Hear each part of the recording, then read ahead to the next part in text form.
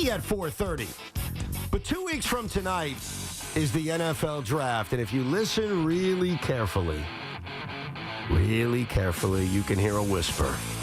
And that whisper is the New York Jets. Because the New York Jets have operated like a church mouse. There have been very few rumors. There have been very few innuendos.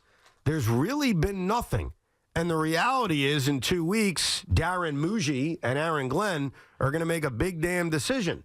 Because while it's different than the Giants, and their scenarios are different than the Giants, we as Jet fans are freaking thirsty. We have won nothing. And I hope to the football gods that when the Jets make that decision in 2 weeks at number 7, it's going to be the last time they're picking in the top 10 for a damn long time. And I did a lot of studying over the last few days and last few weeks, and I have come to a conclusion. There are only 2 options for the New York Jets at number 7. 2. Would you like to hear them? I would love to hear them, Evan. Thank you, sir. Number 1, the idea of a Shedeur Sanders fall to 7, which I don't think is going to happen. But if it does, eyes wide open, it would be very difficult not to gobble him up. It would be very difficult to not take advantage of that unforeseen free fall and say, hey, I took out a lottery ticket on Justin Fields. Now I'm going to take a lottery ticket out on Shedeur Sanders. We'll have an open competition in camp. We'll see what happens.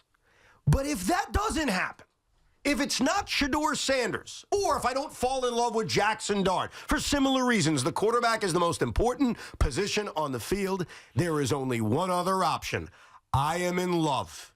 I am in full-fledged love. And you can't convince me otherwise that the New York Jets must select at number 7 a guy who can really contribute to the culture change, to the change on the field, to everything. And that is the sexy-ass tight end out of Penn State known as Tyler Warren. It is he.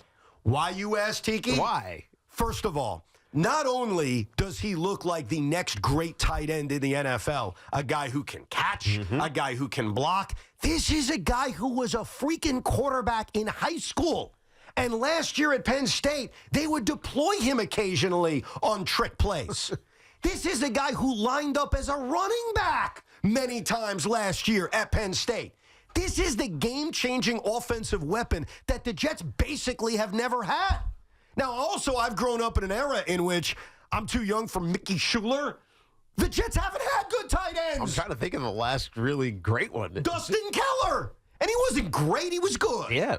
I mean, it's interesting about tight ends because, honestly, Tyler Warren feels like more of the option. Because when you think about the quarterbacks for the New York Jets right now, it's Justin Fields, which you always mention is a lottery ticket. You have no idea what he can be because he just hasn't realized it yet, whether it was his years in Chicago or even last year in Pittsburgh. Like, you don't know who he is. So he could be really good. He could be really bad. We don't know yet.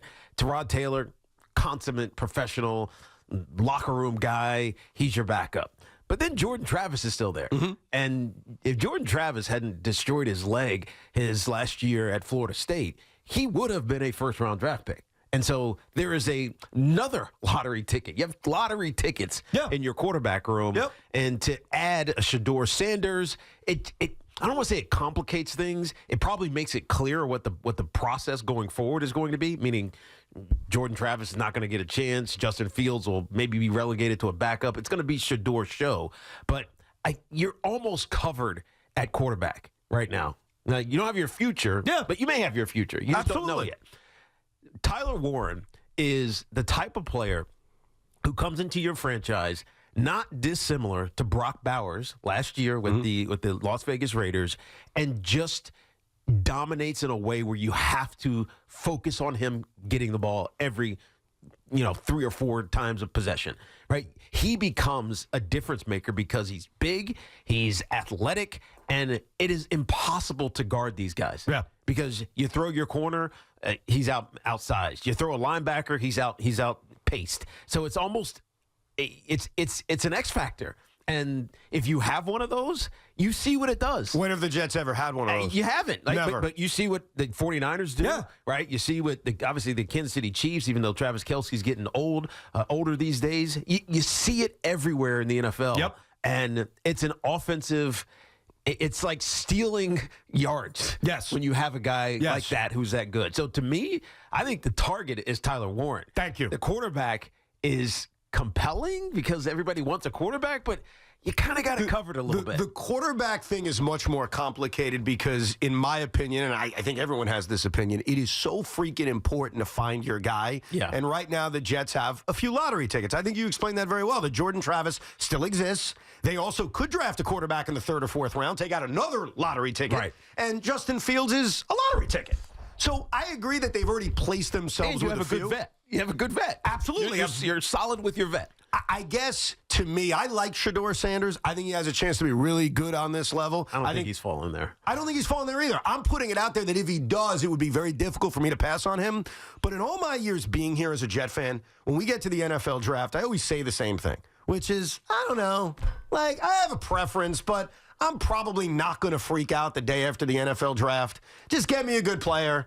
This is one of the first times in my life as a fan in which it's going to take a lot to convince me I'm wrong on this. It's going to take a lot for me to not be pissed off in 2 weeks on Friday if they don't end up with Tyler Warren, because everything about him is what they need. Everything about him is what this franchise has not had. And for some Jet fans, you'll look at a tight end and you will get turned off because of our history. You'll get turned off because, well, look what we've done drafting tight ends over the years. Or you'll get turned off because, well, maybe you're not impressed by Kyle Pitts a couple of years ago. Right. I look at it the opposite way and say, and by the way, Kyle Pitts is not bad. He just hasn't been elite. And you know what? When you're drafting someone that high, you have to be elite. Yes. Like, I'll be the first to tell you, like, if they do draft Tyler Warren at 7, my expectations are through the roof. But that's kind of why I'm excited, because they haven't had something like this. Right. And what really pumps me up as a Jet fan on selecting him is that I think he makes you better in like 5 different ways. He makes you better because, A, you've got this Pro Bowl caliber tight end who could catch 80 balls and get in the end zone 9 times, but he also makes you better in your run game, because they are going to run the football a lot with a mobile quarterback, with Breece Hall, who's still here, with Braylon Allen. Like, they're going to run the football, and he is known as an excellent blocking tight end. Right, he does it all. So he's going to help you in that regard. And then the other stuff I mentioned, which I am not ignoring, because to me, who's that clown from New Orleans? The name is slipping my brain. The guy they used in every possible role. Taysom Hill. Taysom Hill, yeah. That's Taysom Hill on steroids. Right? Taysom Hill was the kind of guy we watched years ago with Sean Payton and said, boy, wouldn't we like to have a Taysom Hill? Well, of course. Everybody needs a Taysom Hill. This is Taysom Hill. But he's not going to play quarterback. Why not? He played quarterback in high school, bro. I mean, it was years ago. He threw 6 passes last year at Penn State. It's not like they were afraid to line him up and have him make plays. Any of them expertly thrown and positioned. Does he have the skill to be a quarterback? Listen, I hear what you're saying. I've watched a lot of tape on Tyler Warren. I'm going to answer that question. He was 3 for 6. He threw 1 touchdown pass, and I'll give you another one. Could play a mean center field, too. So if the Mets continue to get a lack of production in center field, Tyler Warren may replace Tyrone Taylor and Jose Siri. He can do it all. He's dynamic. And I look at this Jet offense, and here's what I see. I see an offensive line that should be better, should be decent. You might need a right tackle, but yeah. And by the way, that's the other option out there that some people will talk about. And you see a lot of mocks with Will Campbell, or the kid from Texas. What's his name? Kelvin Banks. So there's a lot of mocks that are putting tackle because the Jets are quiet.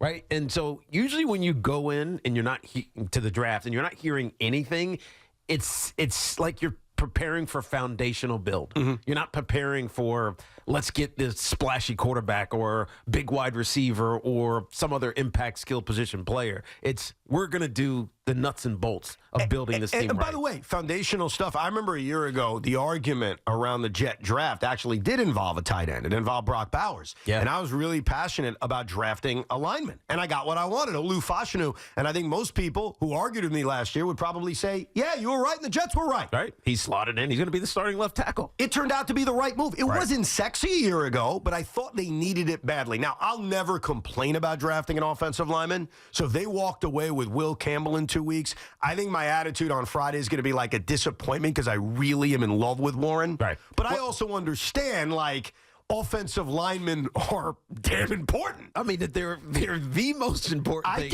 We don't talk about it enough because it seems like, oh, we'll just find a guy. It's hard to find a guy I agree. to be a good and a consistent and years-long starting offensive line. How about finding a guy like Warren, though? How often do you find a guy like that? It's interesting because your mindset is my mindset for the Giants. Your mindset is go draft a player who you almost can guarantee is going to be at least good, and there's a good chance that he's going to be great. Yes. And that's why Travis Hunter, to me, is number one on the list. Could the Giants do with an offensive lineman as well? Of course. Everybody can. But you're picking number 3. Right. You almost have to draft a Hall of Famer, right? At least someone who's going to be in that conversation at some point in their career.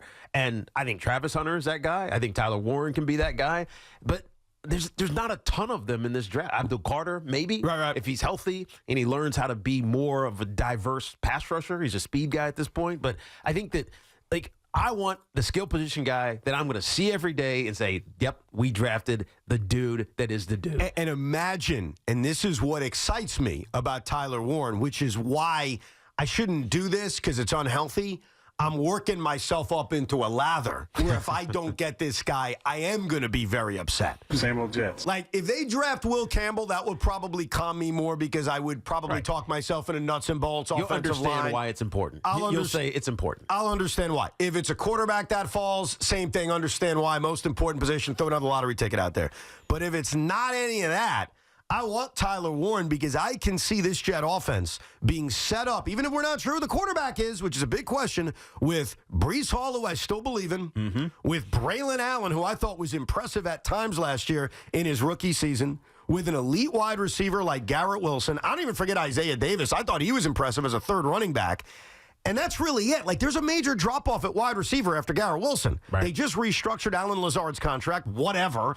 Malachi Corley, I guess. I still have the bad taste in my mouth. Yeah, of him, Josh Reynolds came in free agency. which is a fine pickup, but if you can add what we all think, or at least what I think and most people think Warren can be, all of a sudden, Wilson, Warren, Hall, Allen, that's a freaking loaded offense. It is, because Jeremy Ruckert, as tough as he is, local kid, he's not that guy. He can be a serviceable NFL player. I know, but he's not that elite tight end who is akin to a wide receiver. Right. Like Brock Bowers was with the Raiders. Well, look around the NFL and look at some of the better teams in the NFL. Don't they have guys like this? Yeah, they have another guy you forgot. Malachi Corley.